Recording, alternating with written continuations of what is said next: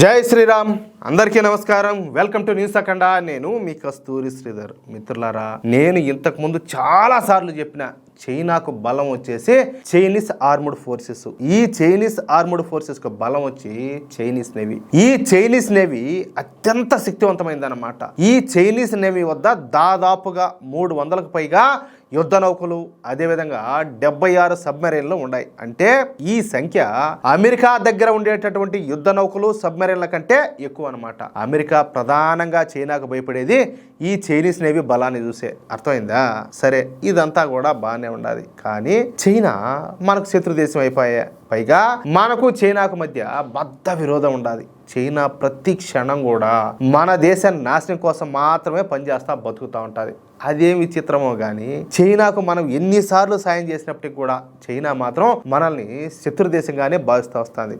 వాళ్ళు అర్థం చేసుకున్నారు, భారతదేశం వచ్చేసి ప్రజాస్వామ్య దేశం. ఇప్పుడు చైనాలో జనాభా శాతం ఏ విధంగా ఎక్కువ, మన భారతదేశంలో కూడా అదే విధంగా జనాభా ఎక్కువ.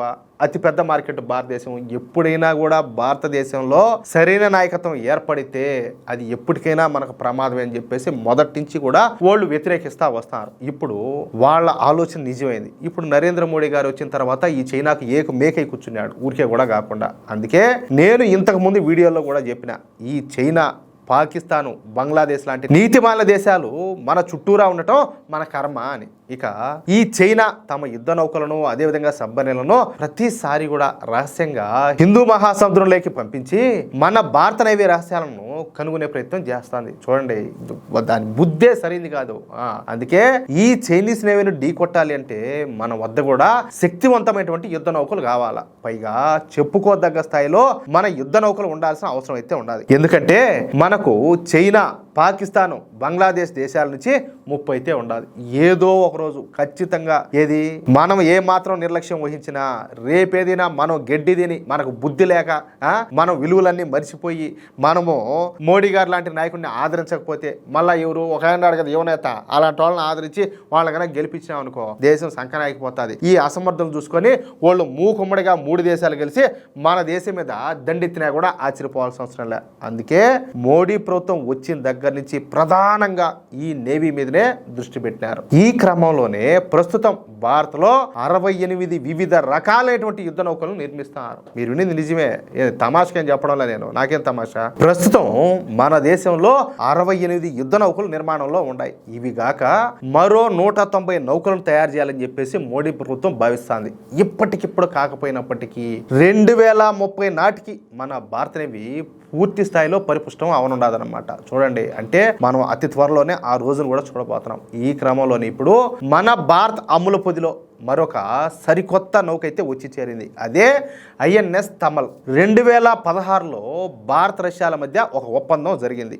ఈ ఒప్పందం ప్రకారం తుషిల్ క్లాస్కు చెందినటువంటి 4 యుద్ధ నౌకలను మన భారతదేశం రష్యా నుంచి కొనుగోలు చేస్తుంది, అదేవిధంగా తయారు చేస్తుంది కూడా. అంటే మొదటి 2 యుద్ధ నౌకలు రష్యాలో తయారు చేయబడతాయన్నమాట. మిగిలిన 2 నౌకలను మన మేక్ ఇన్ ఇండియాలో భాగంగా మన దేశంలోనే తయారు చేస్తారు. అర్థమైందా? ఇకపోతే ఈ INS తమల్ అనేది రష్యాలో తయారు చేయించబడింది అనమాట. ఇక్కడ మరో విషయం ఏంటంటే ఈ INS తమల్ అనేది మన భారత కొనుగోలు చేసే ఆఖరి యుద్ధ నౌక. చెప్తా చూడండి. అంటే ఇక నుంచి అన్ని రకాల యుద్ధ నౌకలను మన భారత ప్రభుత్వమే స్వదేశీయంగా తయారు చేయనున్నదన్నమాట. ఇకపోతే ఈ INS తమల్ అనేది ఒక ఫ్రిగేట్ అనమాట. ఫ్రిగేట్ అంటే ఇదొక రకమైనటువంటి యుద్ధ నౌక. ఈ యుద్ధ నౌక 125 మీటర్ల పొడవు, అదేవిధంగా 3900 టన్నుల బరువు ఉంటుంది. దాన్ని బట్టి మీరు అర్థం చేసుకోండి ఎంత పెద్దదో.